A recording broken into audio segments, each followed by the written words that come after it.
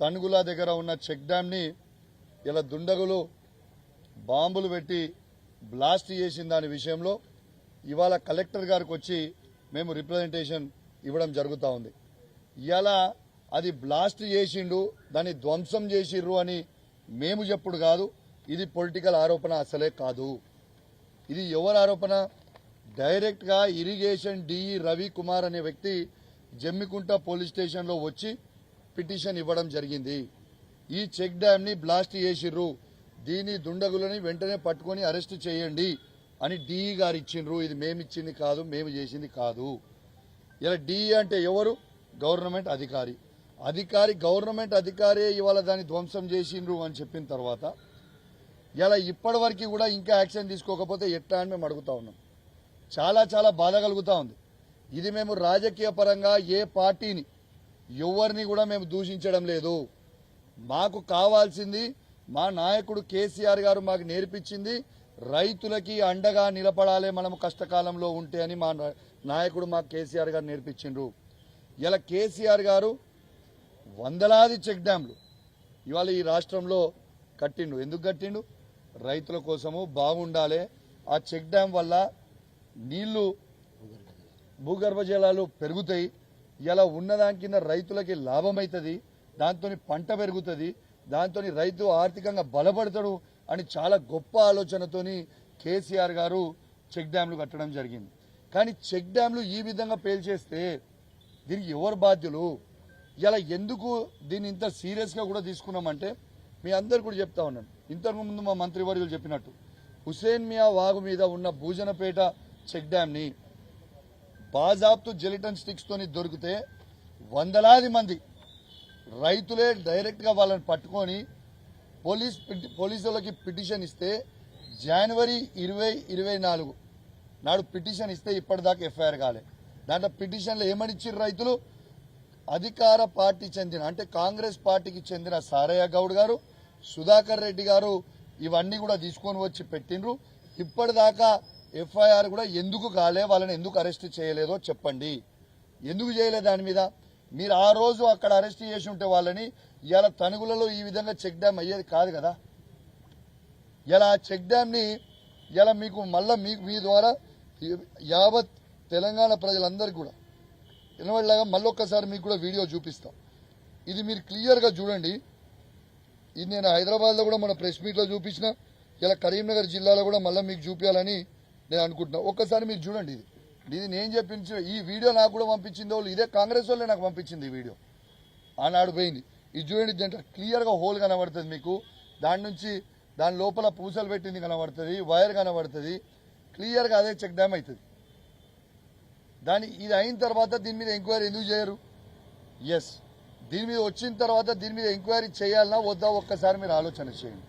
రెండోది, ఇవాళ ఆ రోజు మా నాయకుడు కేసీఆర్ గారి నాయకత్వంలో హరీష్ రావు గారు, గంగ్ల కమలాకర్ గారు, మరి చాలామంది మాజీ శాసనసభ్యులు అందరు కూడా, ఇద్దరు మాజీ మంత్రులు ఆడికి సైట్ మీద తీసుకొని పోయి చూసిన తర్వాత అది వేల్చిర్రు అని మా హరీష్ రావు గారు ఆ రోజు క్లియర్గా ప్రెస్ మీట్లో చెప్పిన తర్వాత ఏమైంది? నెక్స్ట్ డే రోజు పొద్దున పెద్దపల్లి ఎమ్మెల్యే గారు ప్రెస్ మీట్ పెట్టి అది నువ్వు ప్రూవ్ చేస్తే, హరీష్ రావు గారు మీరు ప్రూవ్ చేస్తే నేను శాశ్వతంగా రాజకీయాల నుంచి తప్పుకుంటా, నా ఎమ్మెల్యే పదవికి రాజీనామా చేస్తా అని పెద్దపల్లి ఎమ్మెల్యే విజయరామనారావు గారు మీ ద్వారానే ఈ కరీంనగర్లో పెట్టిండు. మేమేం చేసినాము? మా పార్టీ పక్షాన కేసీఆర్ గారి నాయకత్వంలో హరీష్ రావు గారి పక్షాన నీ సవాల్ని మేము స్వీకరిస్తా ఉన్నామని ఈ వీడియో నేను రిలీజ్ చేసిన. ఈ వీడియో నేను రిలీజ్ చేసిన తర్వాత ఇలా మేము ప్రూవ్ చేసినాం కదా, ఇప్పుడు ఉన్న జెలిటన్ స్టిక్స్ క్లియర్గా కనబడతా ఉంది, వైర్ కనబడతా ఉంది. మరి ఇలా రాజకీయంగా నీవు ఇచ్చిన సవాల్ మీద, నువ్వు ఇచ్చిన మాట మీద నువ్వు ఉంటావా? ఎమ్మెల్యేకి రాజీనామా చేసి శాశ్వతంగా రాజకీయాల నుంచి దూరం ఉంటావా అని నేను అడిగిన తర్వాత దానికి ఆయన స్పందించలేదు. ఎందుకంటే ఆ రోజే చెప్పిన, రేవంత్ రెడ్డి గారు మాటలు ఇచ్చి ఎట్లయితే మాటలు తప్పుతాడో, రైతులకి రైతు బంధు ఇలా 15,000 ఇస్తా అని మాట తప్పిండు, మహిళలకి 2,500 ఇస్తా అని మాట తప్పిండు, పెన్షన్ 2,000 4,000 చేస్తా అని మాట తప్పిండు, 4,000 6,000 చేస్తా అని మాట తప్పిండు, ఇట్లాంటి తులం బంగారం ఇస్తామని మాట తప్పిండు. మరి మీరు రేవంత్ రెడ్డి గారు మాట తప్పినట్టు నువ్వు కూడా గట్లనే మాట తప్పుతావా విజ్జన్న అని నేను అడిగిన. విజయన్న మంచోడు, ఆయన గౌరవం ఉంది మాకు కూడా. కానీ గౌరవం పోయేలాగా చేసుకోవద్దని నేను చెప్తా ఉన్నాను విజయన్న కూడా. ఎందుకు చెప్తున్నా అంటే ఈ మాట కూడా ఇప్పుడు దాదాపు మీరు చూడొచ్చు నా ఫోన్లు ఇప్పుడు మీకు చూపిస్తా. ఒక 500 మంది తోని ఫోన్లు చేపిస్తా ఉన్నారు. ఏమని బెదిరిస్తా ఉన్నారు ఫోన్లు చేసి. ఇవన్నీ మిస్డ్ కాల్ చూడొచ్చు. ఇగో ఇప్పుడు కూడా గదే ఫోన్ కాల్ ఉంటాయి మీరు చూడరు. ఇవన్నీ ఫోన్లు గవే. ఫోన్లు చేపిస్తా ఉన్నాడు, చిన్న పిల్లగాడు చేపించినాడు, దీనికి ఎవడో భయపడతాడు అన్నట్టు. విజయన్న నేను నిన్ను అడుగుతా ఉన్నాను, నిన్ను సవాల్ ఎవడు విసిరమన్నాడు? ఎవడన్నా రైతులు అడిగిందా నిన్ను? మేము అడిగినామా నీ సవాల్ విసిరమని? సవాల్ నువ్వే విసిరినావు. నీ సవాల్ని మేము స్వీకరించినాం. స్వీకరించి చూపించిన తర్వాత ఇవాళ నీకు జవాబు లేకుండా మీ కాంగ్రెస్ పార్టీ కొందరు బ్రోకర్లతోని ఫోన్లు చేయించి బెదిరిస్తా ఉంటే భయపడేటోడు ఎవడున్నాడు?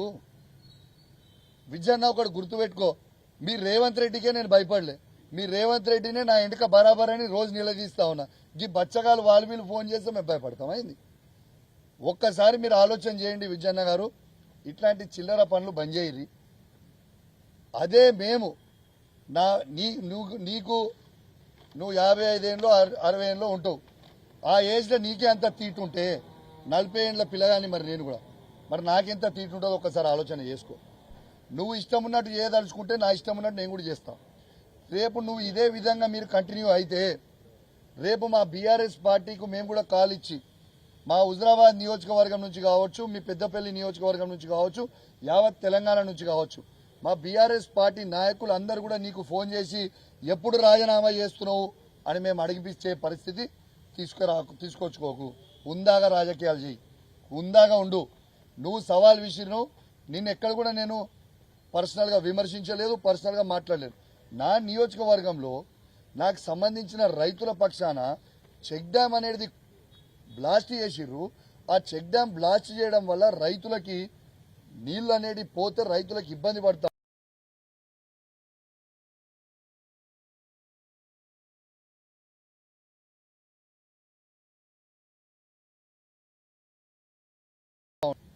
వెళ్ళిపోతే చెక్ డ్యామ్ బ్లాస్ట్ చేస్తే రైతులు ఇబ్బంది పడతారా? ఇబ్బంది పడరా? దీనికి నీకేం ప్రాబ్లం అవుతుంది? మీరు అధికార పార్టీ ఉన్నది, మరి ఎవరిని కాపాడుతా ఉన్నావు? నిజంగా అది అయి ఉంటే ఎంక్వైరీ చేపి, బ్లాస్ట్ అయి ఉంటే నిందితులను అరెస్ట్ చేయి, బ్లాస్ట్ కాకపోయి ఉంటే ఆ కాంట్రాక్టర్ని బ్యాన్ చేసి బ్లాక్ లిస్ట్లో పెట్టండి, ఏదైనా చేయండి. కానీ వాళ్ళని మీది కాపాడుకోవడానికి ఏ దుండగులని మీరు కాపాడుకునే ప్రయత్నం చేస్తూ ఉన్నారు. మరి కాంగ్రెస్ పార్టీ వాళ్ళు ఈ విధంగా ఫోన్లు చేస్తూ ఉన్నారంటే ఒక బాధ్యత కలిగిన శాసనసభ్యుని నేను ఆ మాట్లాడుతుంటే ఇట్లా ఫోన్లు చేస్తూ ఉన్నట్టు ఇప్పుడు నాకు కూడా అనుమానం వస్తూ ఉంది.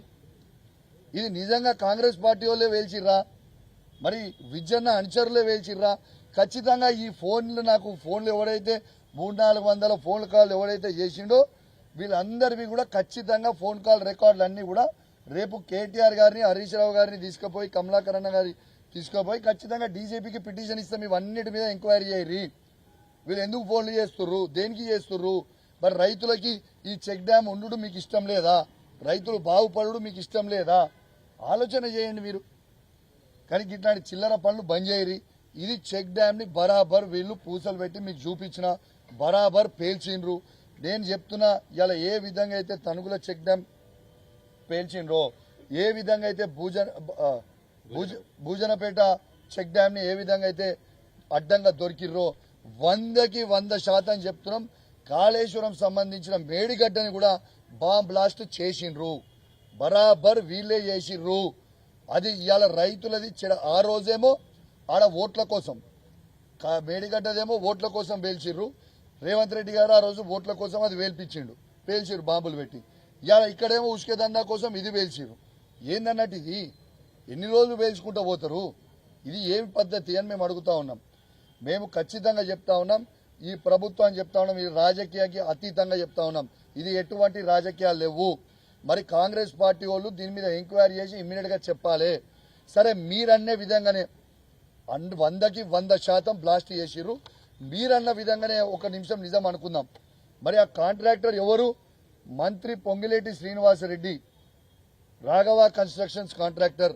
మరి ఆయన తప్పై ఉండుంటే మరి ఆయనని బ్లాక్ లిస్ట్ లో పెట్టి వేల కోట్ల రూపాయల కాంట్రాక్ట్ ఇలా కాంగ్రెస్ ప్రభుత్వంలో ఆయన చేస్తున్న కొడంగల్తో సహా మరి బ్లాక్ లిస్ట్ లో పెట్టి ఆ టెండర్లు క్యాన్సిల్ చేయండి.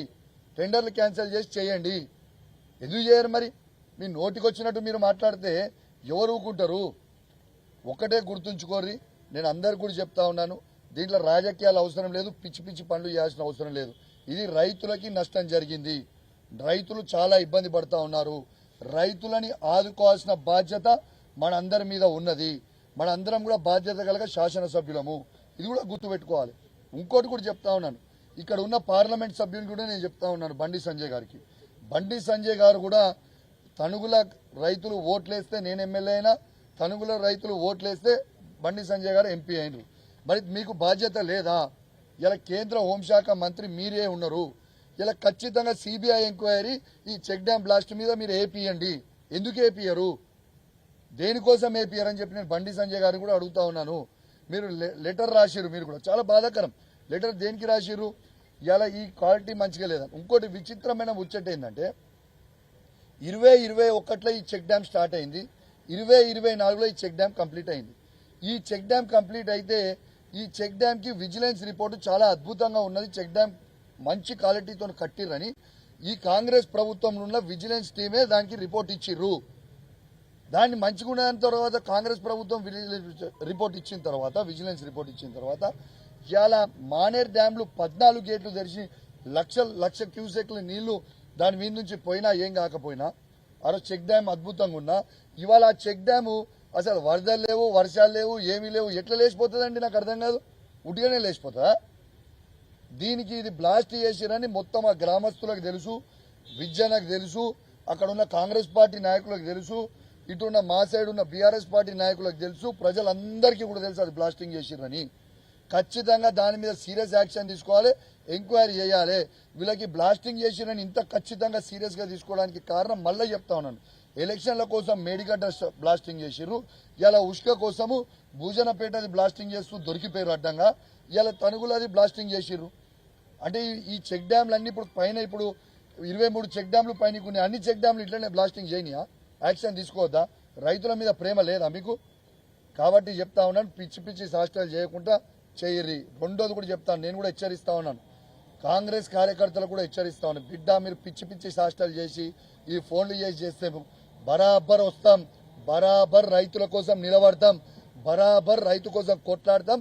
మా రైతులకి చెక్ డ్యామ్ బ్లాస్ట్ చేస్తే బరాబర్ అడుగుతాం. మీరు ఇట్లాంటి ఫోన్లు చేసి అడిగితే ఎవడు భయపడేటోడు ఎవడు లేడు. తస్మాత్ జాగ్రత్త అని హెచ్చరిస్తా ఉన్నాను. ఇవి మీరు బంద్ చేయకపోతే తక్షణమే రేపటి నుంచి 1000 ఫోన్ కాళ్ళు మీ ఎమ్మెల్యే కూడా వస్తే ఎప్పుడెప్పుడు రాజీనామా చేస్తారు అని. నేను హుందాగా రాజకీయం చేస్తున్నా విజన్న, హుందాగా రాజకీయం నువ్వు చేయి. సవాల్ విసిరింది నువ్వు విజన్న, నేను కాదు. నీ సవాల్ నువ్వు విసిరింది మేము స్వీకరించినాం, ఆ వీడియో చూపించినాం. చేతనైతే దాని మీద ఎంక్వైరీ చేయించి ఆ నిందితులను పట్టుకో. మరి నీకు నీ నియోజకవర్గంలో ఉన్న రైతులకి నీకు నీళ్లు ఇచ్చుడు నీకు ఇష్టం లేదా? మరి ఇదన్నా జవాబు చెప్పు ప్రజలకు మీటింగ్ పెట్టి. కానీ ఇట్లా హుందాగా రాజకీయాలు చేయరి, చిల్లర పనులు చేయకుని. మీరు చిల్లరగా చేస్తే రేపు మేము కూడా చేయాల్సిన పరిస్థితికి వస్తుంది.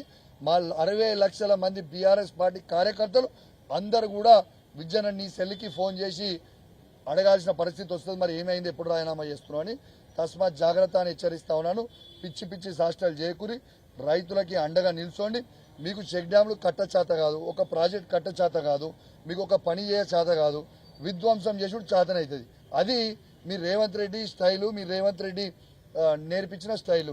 కానీ మా కేసీఆర్ గారు నేర్పించిన స్టైల్ ఏంది? కట్టాలి, రైతులను అభివృద్ధి చేయాలి, రైతులను రాజు చేయాలి, రైతులను లక్షాధికారులు చేయాలనేది, కోటీశ్వర్లను చేయాలనేది ఆలోచన మా కేసీఆర్ది. కాబట్టి తస్మాత్ అని హెచ్చరిస్తూ మరియు ఖచ్చితంగా దీని మీద ఎంక్వైరీ జరగాలి, ఖచ్చితంగా ఎంక్వైరీ జరగాల్సిందే. ఈ బ్లాస్టింగ్ మీద మేము చాలా త్వరలో మా గంగ్ల కమలాకర్ గారు చెప్పినట్టు కేటీఆర్ గారు, హరీష్ రావు గారి నాయకత్వంలో తీసుకొని డీజీపీ గారికి ఖచ్చితంగా రిప్రజెంటేషన్ దీని మీద ఇవ్వబోతా ఉన్నాం. రైతుల పక్షాన అండగా నిలబడబోతా ఉన్నామని చెప్పి ఈ సందర్భంగా తెలియజేస్తూ సెలవు వేసుకుంటా ఉన్నాం. జై తెలంగాణ, జై కేసీఆర్.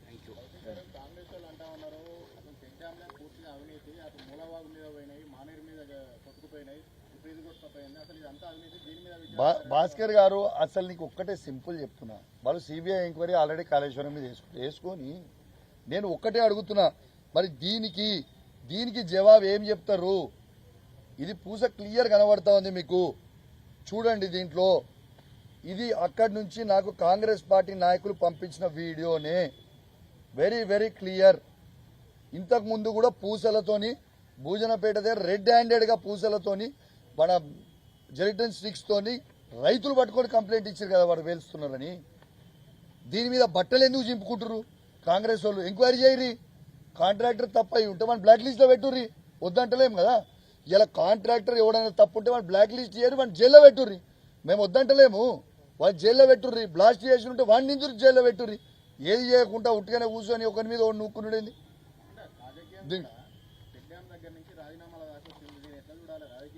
అరే మీకు ఒక్కటే చెప్తున్నా భాస్కర్ గారు, నేను ఏనాడు నేను వాళ్ళని రాజీనామా చేయని విజయనని మేము అడగలేదు, నీది ఏం చేయరని మేము అడగలేదు.